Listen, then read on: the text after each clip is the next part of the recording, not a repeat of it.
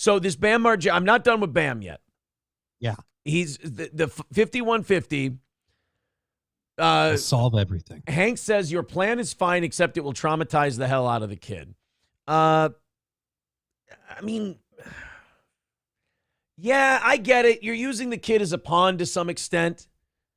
But this is just basically me and the whole world being out of answers for this fucking guy. I mean, I am totally fine with saying if this 5150 doesn't change anything, just let him go.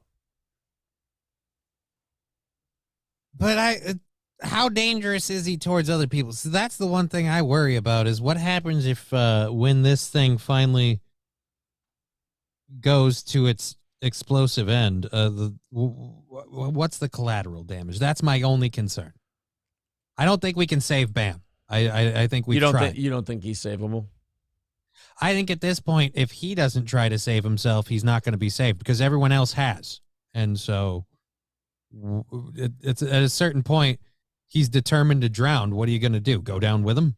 PH Cheddar says he needs to be forced into a 90-day rehab. Well, here's the problem with the 90-day rehab. Bam has been sentenced to rehab before. He leaves. I don't know if they just don't have any balls. They don't stop people or they don't like go arrest him and bring him back or whatever you have to do.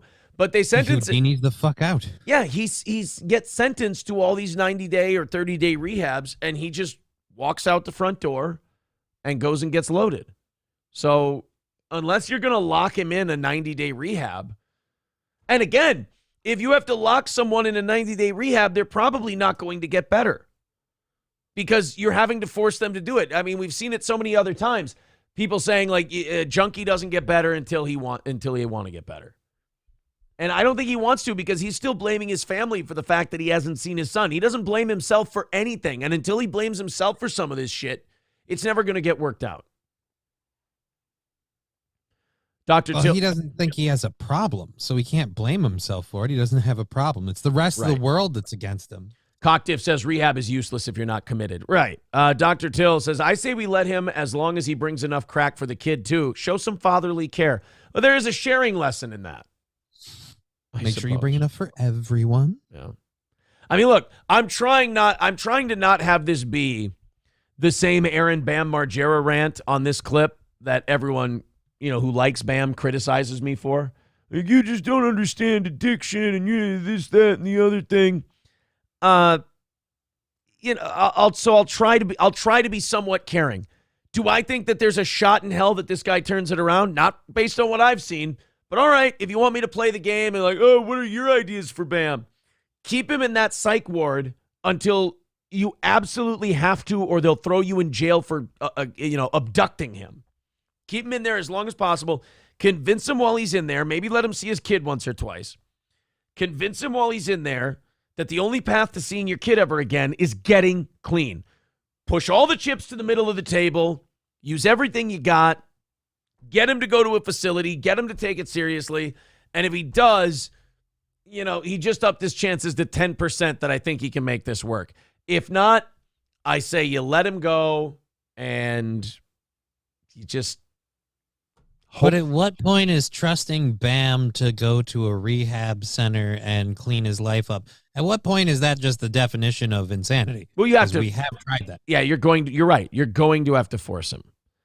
And if you force him, is it going to work? And I don't think so. Walt Salty says, Aaron, I only defend recovered addicts. PPI in the middle of their disease need to fall on their own and hit rock bottom.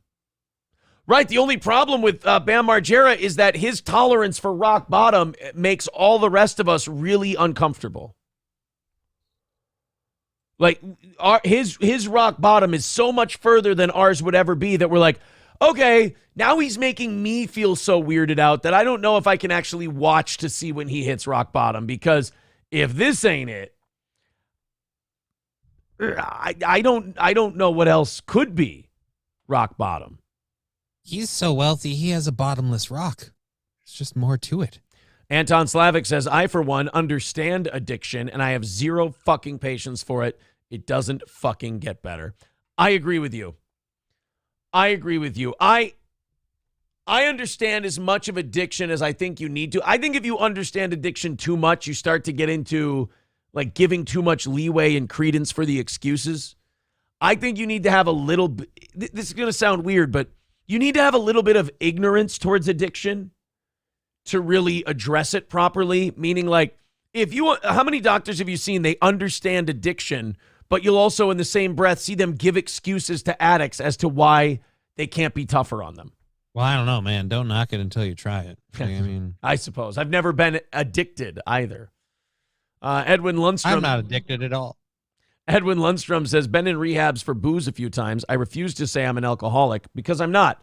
I just like to drink I just like to overdrink all the time. Screw them. Yeah. You're fine. You just keep telling me I have a drinking problem. I'm like, fuck that. I put 3 down without even blinking. Yeah. Problem. Please. Toastmaster says, you fix being addicted to something. You stop doing it. Right. I mean, there's all these poetic conversations, these academic conversations everyone wants to have about addiction. Well, it boils down to something very simple. Either knock it the fuck off or keep doing it. There is no amount of... address it or don't. Right, the Will Sasso thing.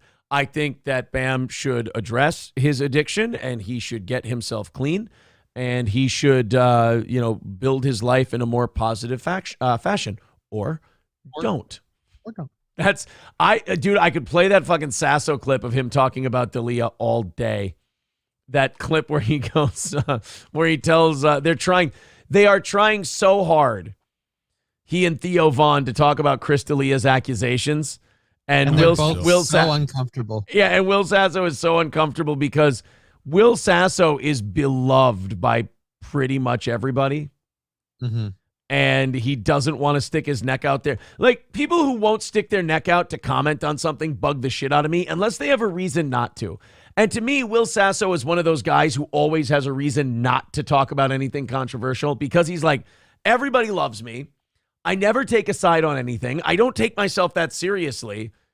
And I don't need to be involved in this. I don't need to be involved in this shit. Will Sasso is about the most psychologically healthy celebrity that exists. But this was his take on Chris D'Elia, and I love it. And this should be the take on Bam Margera as well. Like a few years ago, Brian and Chris were like, maybe we want to do this again? And I was like, I don't know, maybe. And then... I don't know. I think they're both living in Costa Rica. Yeah. What happened? Yeah, they definitely hit some snags. Everything's gonna be fine. Look, be honest. Let's be very transparent.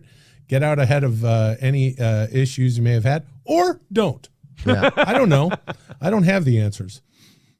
Yeah, I think a lot of that. There you go. I love that. The nod at the end is the best part. I don't have the answers. Where he goes, or don't. I don't know, maybe. And then be fine. Look, be honest. Let's be very transparent. Get out ahead of any issues you may have had, or don't. Yeah. That's the thoughts on Bam Margera right there. It's perfect. Everything's gonna be fine. Look, be honest. Stop doing drugs. Let's be very transparent. Quit doing crack. Get out ahead of any issues you may have had, or don't.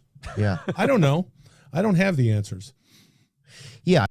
That little nod at the end is his way of telling Theo Vaughn, quit making me fucking talk about this. I'm done. I don't have the answers because I don't do this shit. Don't bring me in on this. That's the other thing about trying to fix Bam Margera is you're like, I don't smoke crack. I don't know what the fuck that asshole has to do to figure his shit out and so he can see his fucking kid again. I'm actually getting pissed at this point. I don't know anyone else who has managed to just have the life that Bam has while he goes around smoking crack. Most of us would be like, all right, at a certain point, I've got to get back to my day job so I can afford the crack. Right. Like I have to do something to keep the crack train loaded and pulling into the station. But Bam Margera, on a crack vacation, it's like 5 years long. Enough already. And the saddest part about Bam Margera is, and you said it earlier, is that he still has the money to do it.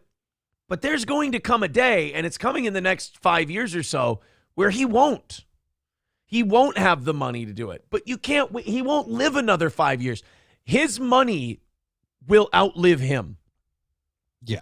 he doesn't have enough time to spend all his money on crack. How much does the ex-wife or whatever have with the kid? Because I'm just wondering what's going to be left. I don't think Bam's going to have a large inheritance when his will is read. Right. Yeah, I know she's asking the judge for $15K a month from Bam. She's looking for $180,000 a year from Bam Margera. And that'll take a chunk out of it, don't get me wrong, but it won't make him broke right away. So we'll see what happens. There's he's on a psych, not a psych leave. What do they call that? A psych commitment. A hold? Yeah, a psych hold. Thank you. For 72 hours. And, you guys all think that I'm so mean to Bam Margera. I'll say this. Best of luck, but I'm highly skeptical. They can hold him here. They can get him into a rehab. But until he thinks he's the problem and he wants to do something about it, I don't think anything's going to change.